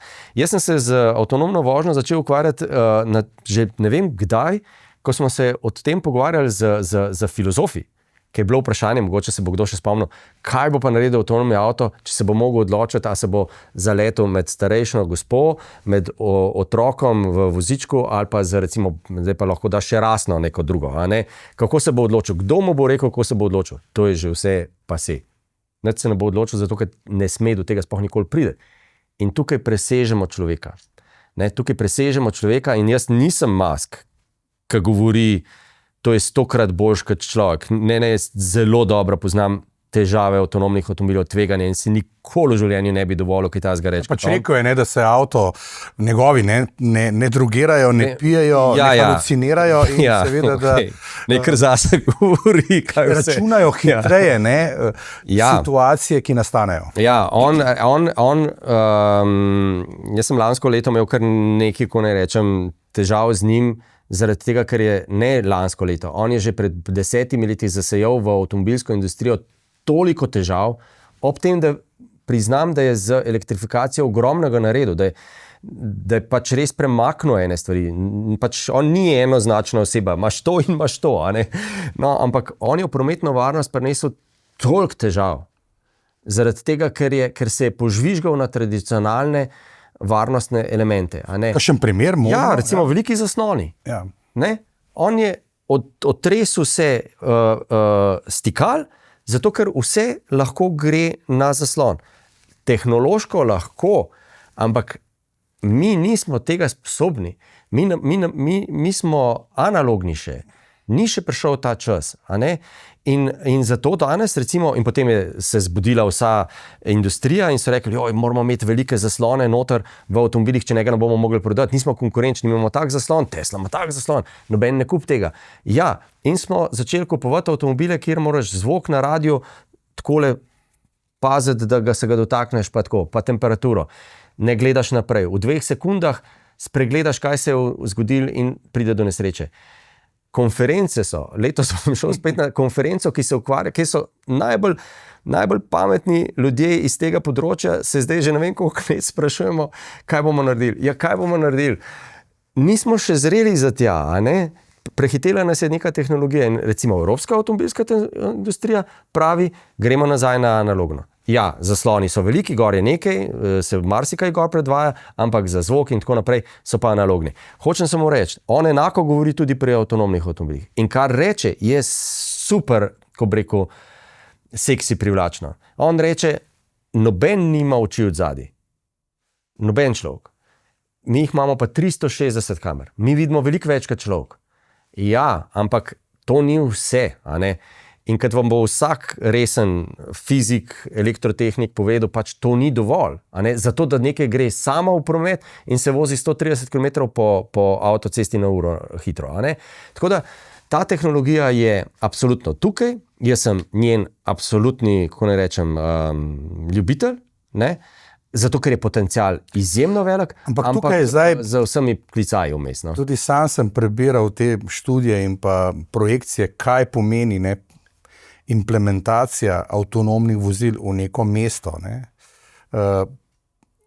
Ne rabiš svojega avtomobila, pride, kadar ti želiš, peljete, kamor te želi, miren si zaradi tudi kakšnega ponočevanja, lahko se pravi. Potem tudi študije zavarovalnic pozdravljajo prihod avtonomnih vozil, seveda s svojimi ekstra paketi potem, ampak več je plusov bilo tako na prvo žogo zaznati. Ne? Tudi nekdo drug bo mogel skidati za ta avto, ne ti sam pred hišo, če smo ravno v tem letnem času. Seveda, ja. Tako da ja. Ne, lejte, mislim, ne vem, če pa drugače, ne bi si smelo biti preveč težko si predstavljati, da tam, kjer živite, ne vem, kjerkoli že v Sloveniji ste, da bo električni avto prišel in boš prislonil telefon, odprl vrata, se usedel noter in te bo nekam peljal. Taksi izginejo potem, ne? Ja, izgine tudi lastništvo avtomobila, ker potem pa nimaš teke potrebe potem, ampak jaz grem že korak naprej. To sem gledal na Kitajsko. Kitajci to že imajo, ne? Imajo. Ampak pol jaz se vprašam nekaj drugega, ker sem pač preprost slovenska, gre v svet, pa pol po kmečki razmišljam. In pol Kitajce vprašam lansko leto, ok, razumem, da to tako fino gre, pa da zdaj lahko, meni ni treba jeti po hčerko na trening, ampak bo avto vzel, pa še prijateljco bo vzel, pa bo nekam in tako naprej. In ni treba meni skrbeti, a je taksist zaupanja vreden, ker je to vse tako, kot mora biti, ne? Okay. Pa še ceneje, zato ker seveda smo ravnkar iz enačbe dali človeka in vse je jasno, ne? Ampak mi je bilo zanimivo, ko sem jaz vprašal to lansko leto na Kitajskem, sem rekel, ampak koliko pa pol mora biti avtomobilov na cesti, ker če pa jaz ne morem to zdaj naročiti, ne? Ker ko se bomo midva nehala pogovarjati, se rabim avto vzeti. Ja. Mislim, zdaj le, a ne? Ker če ne mi pa ne odigra, a ne? Je pa postalo vprašanje neugodno, a ne? In pa sem rekel, jaz vprašam zaradi tega, ker poznam sisteme izposoje skirojev, električnih. Ti funkcionirajo samo v tistih mestih, ki jih je neskončno veliko leži po vseh ulicah. Pa dokazano nevarni. No. Nevarno, ekološko sporno, vse lahko greva, vse narobe, ne? Ja. Mislim, vse narobe. Pač. Veliko stvari narobe. Ja, oddela nekaj in ko vidimo, čemu službi, poglejmo, koliko zraven naredi neke škode, da bomo videli, kako to funkcionira. Jaz ves čas vabim, da bi slovenska mesta bila odprta do takih eksperimentov, zato ker potem vidimo, kaj se zgodi. No, ampak hočem reči nazaj. Teh avtov bo mogel biti ogromen, ves čas švigati okrog, zato da bomo mi zadovoljni z njimi. Komu zdaj to paše? Ja. Amazonu, Googlu, Tesli, proizvajalcem baterij, proizvajalcem avtomobilov. Mene pa skrbi še korak naprej. A veste, kam to pele? To absolutno pele v segregacijo mobilnosti. In nadzor populacije. To sploh. Ampak tist, ki se ne bo mogel kupiti, mislim, ti boš imel ponudnika mobilnosti, ne vem, lahko bo slovensko podjetje, karkoli, vse en. Ali pa bo Musk, vse en. In ti bo ponudil za 500 € na mesec ne vem, tako kot pri telefonu, ki ste prej. Paket. Ja. No, ampak to pomeni, da za 500 evrov se bomo mi na morje lahko peljali po desnem voznem pasu, tisti, ki bo dal pa 800 evrov na mesec, se bo pa po levem prehitevalnem pasu. Ja, seveda, ker moj avto ne boš smel na levo vozen pas jeti. Pa naš avto nas bo smel jeti v stroge mestne jedra, ampak nas bo pustil nekje odzuni. Za unga, ki bo plačal 1000 evrov na mesec, ga bo pa pripeljal naravnost pred, ne vem, recimo opero. Pa v Triglavski narodni park bojo lahko šli tisti, ki bojo plačali premium, ekstra, eko, ne vem kaj, ostali pa ne. No, tega se pa jaz ne grem. In tukaj Evropa ima najvišje standarde svobode in dostopnosti mobilnosti in kako bomo to dosegli, me zanima. Še čisto na kratko, spet bi šel rad malce v Davos, kjer je tudi Musk imel kar lepo reklamo zase in ravno to, kar ste govorili, je tudi obelodanil znova pred občinstvom, ki seveda vlaga v njegove delnice in pa v BlackRock, da enostavno prihaja tudi evropska zakonodaja, kaj kmalu, ki bo dovolila avtonomna vozila, da je to dejansko res pred vrati. Ne v letih, govorimo o mesecih. Ne, se mi ukvarjamo s tem v Sloveniji, in ne samo zaradi Evropske unije. Dars se ukvarja s tem, operaterji se ukvarjajo s tem. To so vse deležniki, s katerimi tudi jaz sodelujem, ker je to je toliko tehnološka, kot je pravno zakonodajno, kot je, ko bi rekel, družbeno-socialno vprašanje. Ker ravno kar sem na nizu, kaj vse to nam lahko spremeni, in kam vse nas lahko zapelje. Zato to ni samo tehnološka pa zakonodajna stvar, ampak je tudi stvar tega, kako bomo mi to razumeli, spustili noter, kdaj se bomo vprašali, a je to vredno ali ni vredno. Moramo biti toliko pametni, da če vidimo en model na Kitajskem, avtonomna vožnja je tudi v Ameriki. Nočemo imeti take. Tista prav kliče potem, da bo razlika med tistimi, ki imajo denar, pa med tistimi, ki ga nimajo. In da najdemo svoj evropski model z našimi podatki, z našo kontrolo podatkov, z našo dostopnostjo, z našo svobodo in s tem, da bomo vsi lahko prišli do nekih... Jaz ne bi rad zgubil to ni taka romantika ali pa tako... Ja, tukaj bi se malce vrnil nazaj, če tudi lahko dobimo sliko švicarske zastave in pa tramvaja, simbolika. Avtonomna vozila gotovo bodo na svoj način. No, Zürich, zanimiva zgodba, tam sem tudi živel nekaj časa in izkusil to infrastrukturno in pa prometno logistiko. To dejansko res gre kot švicarska urica. Je pa res, da so oni porabili kar vrsto let, da so njihovi matematiki, fiziki, strojniki seveda naredili ta sistem, ki danes ga sprida prodajo širom sveta in to, kar funkcionira. Zdaj pa imamo seveda Google, imamo TomTom, imamo GPS naprave, telefone, ki seveda nam lahko pomagajo. Primer, da bi v Ljubljani recimo promet, ki traje tekov. O tem smo že govorili v enem izmed prejšnjih podcastov, ko je bila tema umetna inteligenca, tako digitalizacija prometa in pa privarčevanje našega časa v, seveda zaenkrat, bencinskih, dizelskih agregatih. Nikoli ni bilo lažje to narediti z manj sredstvi. Vprašanje je samo, komu bomo zaupali, ker trenutno nimamo evropskega igralca.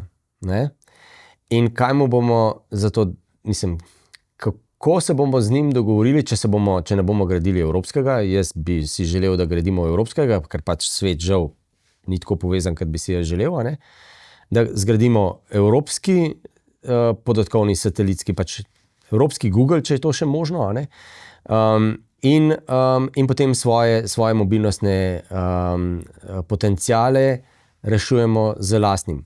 Če pa ne, potem pa, ker tukaj mi vsi sodelujemo, mi damo podatke, ker tukaj to je zelo ekipna igra. Če ne delimo podatkov vsi, no ni treba vsi, ampak nek odstotek je ljudi, ki more podatke deliti in lahko dosežemo optimizacijo. Google jih ima, ampak jih ta trenutek uporabljajo v enem delu, ki ga vsi poznamo, ki napišemo od doma do službe, pa nam pove, kje so rdeče. Vsak avtomobil, ki ima prižgano navigacijo, tisti hip, oziroma tudi če jo nima, boj, da jo ima. Ampak pusti, No, ampak zdaj to je korak, ki nam nekaj pove. Google potem začne že delati težave in Darsu in vsem ostalim in nam, zato ker išče obvoznice okrog, in s tem samo še bolj zakomplicira stvari, mimogrede, ker recimo, če ti stojiš v koloni, potem ti pa pokaže možnost, da greš tamle ven iz avtoceste, pa nekaj presekaš in prideš nekje 2 km naprej, narediš tam zastoj in potem vsi skupaj stojimo še dalj časa. Ampak oni so dejansko šli najprej v reset, totalen semaforizacije, da so najprej semaforje, če gremo najprej čez to fazo. Primer, minuta pri rdeči luči v praznem križišču, pa vemo, da je to dokazano zelo hitro lahko rešljivo. Ja, je. Kitajski Google dela tako, da v bistvu ti kaže, koliko sekund je do naslednjega semaforja. Tako da ti, ko prihajaš do semaforja, veš, kdaj bo zelena, kdaj se prežgala rdeča. Že ta podatek je zelo velik. Mimogrede, psihologija nam lahko zelo, zelo pomaga pri reševanju tega potovalnega časa. Če recimo, tako kot so mestni avtobusi zdaj že opremljeni s tem, da jaz lahko na Google Maps vprašam, koliko imam od doma do službe, če grem z avtobusom, in mi pove, koliko minut moram hoditi do postaje in potem koliko časa bo avtobus peljal in tako naprej. In vse to v realnem času. To, da jaz vidim, kdaj moram iti, kdaj bo prišel avtobus in koliko časa bo peljal, popolnoma spremeni mojo percepcijo tega časa. Jaz bi lahko čisto enako količino časa porabil, ampak če ne bi vedel, bi jo razumel, kot da je daljša. Zato je recimo Uber tak zmagovalec. Zato, ker ljudje smo sicer šli, poklicali taksi, pa je operater rekel, pride čez 20 minut, 5 do 7 minut, pa si šel ven takoj, in si 7 minut zunaj čakal. Zdaj ga pa vidiš, kje on potuje in greš vmes še na stranišče, se oblečeš in greš. Hočem reči, to moramo zdaj že v kontekstu, ko Slovenija se sprašuje, a bomo še ne vem koliko let stali v kolonah, je treba vse to upoštevati in vse to uporabiti, vsa ta znanja in orodja, zato, da zmanjšamo tudi ta, pa mimo brede, ker smo bila prej pri električnih avtomobilih. Nazadnje sem enega od razvojnikov kitajske ene blagovne znamke sprašal, koliko časa bojo še ustrajali vsi električni proizvajalci pri tem, da bojo ves čas na ta prikazovalnik, koliko je še baterij, kazali odstotke, kako padajo. Ker v benzinskem pa dizelskem nimaš, imaš na četrtine, in je to več kot dovolj. Ker tukaj, če jaz se usedem v avto, pa grem na avtocesto, pa se mudi in kar pada, pa vem, da v resnici, ko se bom ustavil, pa bo spet šlo nekaj nazaj. Ampak to se ves čas igra z mojim nekim stanjem. In nezaupanjem. Do nakupa ostalih potem. Ohranite ta, da ko bom prišel na polovico, bom vedel, da bo kmalu konec, ampak tega ne naredijo zaradi tega, ker je tako zelo nihajoča elektrika. Andrej, nekaj sem še brskal malce po spletu in po določenih spletnih straneh, ki so specializirane za raziskave prometnih konic v evropskih mestih. Recimo zanimivo je bilo, da v Londonu ljudje zgubijo na leto 150 ur, recimo zanimiva je tudi Bukarešta, Romunija, 171 ur, Budimpešta, ki ima, vemo, kar veliko stvari na voljo, kar se javnega prometa tiče, 131 ur v Atenah, vemo, da je kaos bil že vedno, ampak 143 ur, Praga 106, Dunaj, ki ima izjemno dobro infrastrukturo javnega prometa in s temi novimi pametnimi mesti pa 118 ur. Ljubljana pa je specifika, ki pravijo, da je težko merljiva, ker je tako skoncentriran ta center, da ampak vseeno 50 ur pol manj kot statistično gledano, ampak v praksi pa glede na razdaljo, ki jo porabimo, Ja, seveda. Je pa spet druga zgodba, Recimo za 7,5 km 40 minut pravijo, pojdi raje peš. Ja. TomTom ponuja, tako zdaj, ko smo v začetku leta, mislim, letos nisem šel pogledati, ampak sicer je praviloma imel dobre preglede tega po mestih, koliko časa se porabi za te dnevne migracijske tokove. Mi to moramo začeti, ko ne rečem, ne sistemsko. Sistemsko se reče, kadar ne veš, kaj bi drugega rekel, ampak mi moramo vse, kar smo danes govorili, podatki, upravljanje, druge prevozne možnosti, če so vse to, kar danes imamo, moramo se staviti skupaj, skomunicirati, kaj je najboljše in potem jeti in nekaj časa pač poskušati to spremeniti, optimizirati, bom rekel. Pa nekaj vam povem, jaz sem enkrat naredil en preizkus in smo preko radijskih valov obveščali ljudi na različne načine, tako da ni bilo preveč duhomorno, da fantomski zastoj nastane, če so pač prekratke varnostne razdalje in potem vsi skupaj stojimo. In se je v 14 dneh intenzivnega, samo v jutranjih popoldanskih urah, takrat, kadar je bilo iz Štajerke proti Ljubljani, pač sej Dars točno ve, kdaj je, a ne, in nam je šel absolutno, to je bilo v sodelovanju z Darsom narejeno, da smo ta eksperiment naredili in se je ugotovili, da so ljudje povečali varnostno razdaljo, igrali ekipno igro in se je rahlo izboljšal potovalni čas. Mi moramo razumeti, ti ne boš prišel zdaj pol ure prej, ni šanse, v nobenem primeru ne, ampak lahko pa je nekoliko krajši čas, manjši je stres in manjši je verjetnost, da pride do fantomskega zastoja. To je ključno. Ti si pomagal z vsemi okrog sebe doseči, da je takrat možno potovanje najboljše. S čimer se jaz zdaj ukvarjam, je, kako bi dosegli na te prometne tokove, na toliko zgoščenosti, da bi ljudje, vsi mi razumeli, da zdajle v ta kozarc ne more jeti pol litra. Ne more, ni bil narejen za pol litra, za deci je narejen. Mi smo pa zdaj na deci in pol. Kaj lahko naredimo? A lahko zdaj s podatki, recimo, naredimo tako, da se lahko zmenimo, da gre jih pol deci pol ure kasneje. Pa se v službi zmenimo, da bojo pol ure kasneje prišli, pa v vrtcu pol ure kasneje po otroka. Če to naredimo, bo šlo vsem lažje. To so vse modeli, s katerimi se tudi pri nas na inštitutu ves čas ukvarjamo in meni gre samo na živce, ker mi imamo in vodo in kozarc. A bomo to že spravili skupaj ali ne? No? To mi gre na živce. Moram pa reči, da in Dars se ukvarja s tem, in prometni inštituti se ukvarjajo s tem, mi imamo kapaciteto. Ampak interval recimo na tistih najbolj prometnih križiščih v Ljubljani pa bi lahko našteval jih kar nekaj. To je ozko grlo. Kjer je interval enak že desetletja. Pa vemo, koliko več migracij imamo dnevne in pa avtomobilov povsod, ne samo na enem križišču. Je v Budimpešti in vseh prej naštetih mestih popolnoma enako. Mi iz Maribora ali Celja do nekje pridemo še relativno v redu, potem je pa ozko grlo. Zato pa je problem zadnjega kilometra. Ni kilometer, je mogoče 3, ampak tiste 3 so v Evropi največji problem. Kitajska mesta, ki nam jih kažejo, so zgrajena pred 15 leti, 20 leti. Je to čisto druga stvar.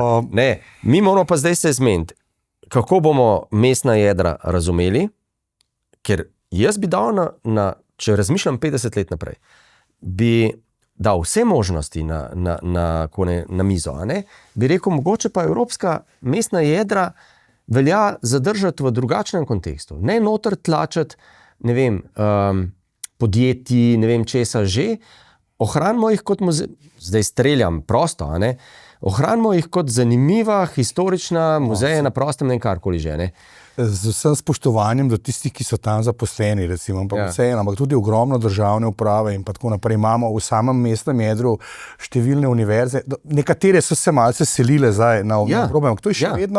ampak dajva postaviti v kontekst 50 let. V smislu nekega urbanizma, ne?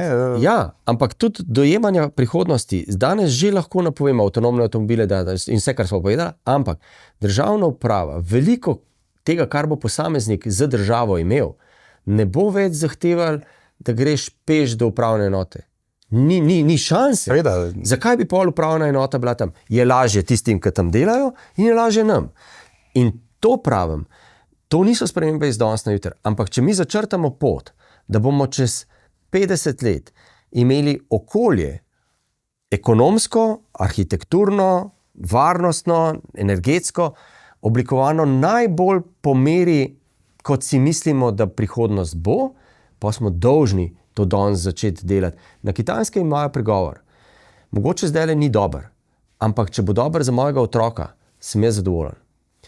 In mi pa hočemo danes dober zase, pa ne mislimo toliko na to, kako bo pol. Malce humorja še en kitajski pregovor, ki mi je bil zelo všeč, ko smo zdaj ravno pri reševanju vseh teh težav, pravijo, ne vem zdaj točno na pamet, kateri kitajski voditelj bi ampak rekel je, ne, ni važno, kakšne barve je maček, važno je, da lovi miši. Ja, tako da upam, da bomo tudi mi, ne bomo gledali na barve med seboj in na barve strank in tako naprej, ampak da bomo res ponudili nam uporabnikom tisto, kar si dejansko zaslužimo za denar, davkoplačevalski, ki ga seveda namenjamo tudi za to. Tako da ne bomo predolgo stali pri rdeči luči.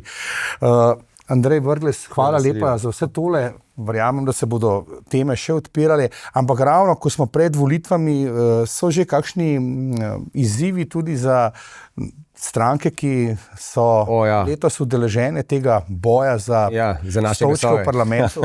Za naše glasove. Mi na inštitutu vsakokratne državnozborske volitve izkoristimo za to, da vse stranke, ki se potegujejo za naše glasove, pošljemo vprašalnik, kar precej širok, ki se dotika prav teh tem, o katerih sva zdaj govorila, z upanjem, da bodo pomislili na to. Jaz sem ves čas si mislil, da se boste prepoznali, to nas zanima, vas volivce. A boste mende več tega napisali v svoje programe? Smo že leta 2026. Ja, sej na zadnjih državnozborskih volitvah je kar nekaj, je očutno več kot prej strank v svoje programe pisalo neke mobilnostne začrtane, koliko bo kolesarskih stez, koliko bo nečesa in tako naprej. Super. Pa kolo je le ena od... Ja. No, jaz bi rad, da se še bolj prebudijo. No. Mimogrede, tukaj so glasovi naši. Dajte nam povedati, kako mislite z našim denarjem ravnati, pa bomo mogoče dali... Morajo biti pa vedno tudi rezultati, ne? Ja, seveda, ja. Sej mi potem to gledamo, tiste stranke, ki se potem prebijajo v parlament, pa kakšna je potem koalicija, potem razbijajo, to ne moramo čisto točno gledati, kdo je sledil svojim napovedim v programih volilnih, ampak to gledamo in to bomo tudi letos naredili v februarju in potem seveda tudi javnost obvestili o tem, kaj še pred volitvami, kaj pač so povedali, da mislijo narediti na področju mobilnosti. Z veseljem pridemo na tiskovno konferenco oziroma po informacije in seveda po rezultate in odzive vseh tistih strank. Tako da hvala, ker ste bili z nami toliko časa. Upam, da ste znova izvedeli nekaj novega in da smo znova malce, kot rad rečem, razširili naša obzorja. Seveda pa ostale podcaste si lahko odgledate na naši spletni strani domovina.je. Hvala.